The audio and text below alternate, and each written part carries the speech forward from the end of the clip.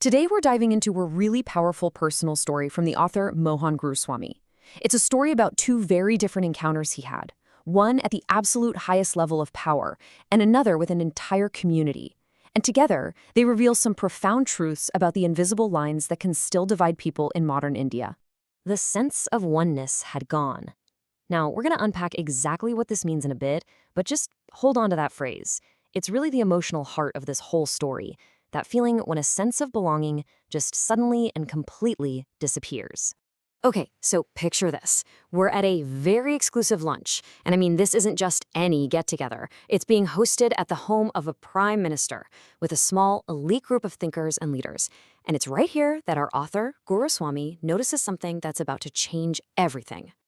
So the group is talking about preserving traditional Hindu culture, and specifically, they're focused on this central role of the Brahmin community in doing that. As the artists, the poets, the historians. And that's when Guruswamy realizes he's the only non-Brahmin at the table. And this is where things start to feel different. The conversation ever so subtly moves from a detached discussion about the Brahmins to a first-person one. All of a sudden, it's all about we and us. What had been this kind of abstract topic had just become a shared identity. And in that one moment, an invisible wall just went up, and Guruswamy was on the other side of it. So Guruswamy decides to puncture this little bubble. He just leans over to the woman next to him and asks a pretty simple question. Why are they all talking in terms of us and them when he himself isn't a Brahmin? And with that one question, the whole comfortable atmosphere just shatters.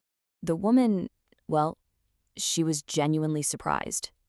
She told him that, given his name, his education, his career accomplishments, everyone there just assumed he was one of them. In their minds, his success made him fit a certain profile. And then she announces it to the whole table. Mohan is not a Brahmin. Can you just imagine that moment? The conversation just stops. That warm, clubby atmosphere completely evaporates. And this brings us right back to that quote from the beginning. The effect was immediate. It was chilling. The group, which had been so warm and friendly just seconds before, became cold, distant. The sense of oneness had, for sure, gone. Now, just to be totally clear, Guruswamy explained that he was born a Mudaliar, which is a Shudra caste, a group traditionally of peasants and artisans. The shock, he says, became palpable, because in their eyes, this meant he wasn't even Dvija, or twice-born. That's the term for the top three groups in the traditional hierarchy. But, and this is so important, this story of exclusion has a powerful counterpoint. Years later, Guruswamy has a completely different experience with another community, one that offered him a very, very different kind of welcome. So this second story started when he wrote an article honoring the unbelievable bravery of an army company made up entirely of Ahirs, from the Yadav community.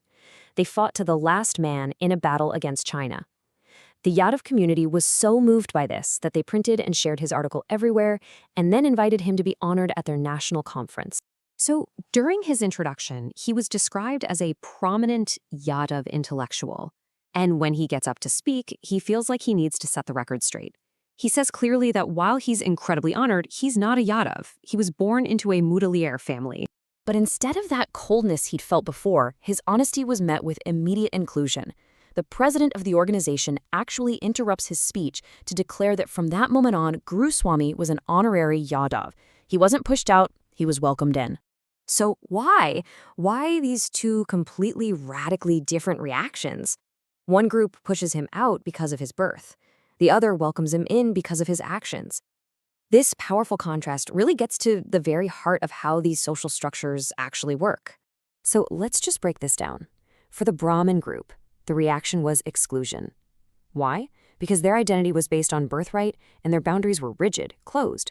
For the Yadav community, it was the exact opposite. Inclusion. Their identity was based on contribution and respect, and their boundaries were fluid and open.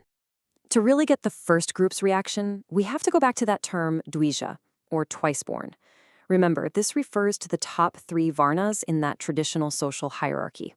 So by saying he was a Shudra, Guruswamy was placing himself completely outside of this privileged category, which really explains that chilling reaction he got. And this gets to the core idea of what some people call Brahmin exceptionalism. It's basically the belief that this identity isn't something you can earn through your actions or your education or even your character. It's something you can only be born into. Period. And really, Guru Swami himself sums it all up perfectly with this one line. He was made an honorary Yadav for what he did, but he could never be made an honorary Brahmin because that identity is determined by who you are at birth. So, what does this one personal story tell us about the bigger picture? Well, it's a pretty powerful reminder of how these ancient social structures are still operating, often very subtly just beneath the surface of modern society. So, what are the big takeaways here? Well, we've seen that caste persists, even in the most elite educated circles. We've seen how the idea of oneness can actually be used to exclude people, and that these ancient hierarchies still hold real social power, so much so that even great success can't erase one's birth. But, and this is so crucial, the story of the Yadav community shows us there's hope. It shows us that a more fluid, a more accepting future is possible. Ultimately, Guru Swami's experience isn't just a story. It's really a challenge to all of us. It's a reminder that if we want to build a truly inclusive society, we have to be willing to have the uncomfortable conversations, to really question our own assumptions about who belongs and why. And that leaves us with one final kind of lingering question. We've just seen two very different systems of identity working right alongside each other. So we have to ask ourselves, why can a title be earned, but a birthright cannot?